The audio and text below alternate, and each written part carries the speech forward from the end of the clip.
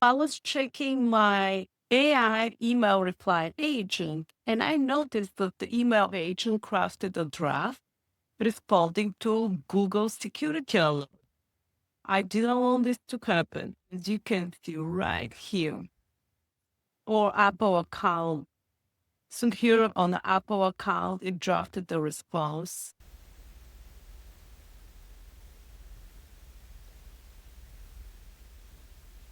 And I needed to update the enhanced customer service prompt because I don't want any replies drafted for Google Alerts or anything. I just want to make it cleaner.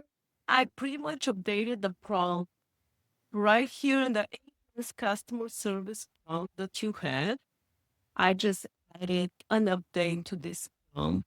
Let me show you the new workflow and what I created. Just after you're a customer service agent, there are some important rules added. If the email is any kind of system automated notification, please ignore it. And in this case, I output exactly the single token, no draft. And from here, we created if condition.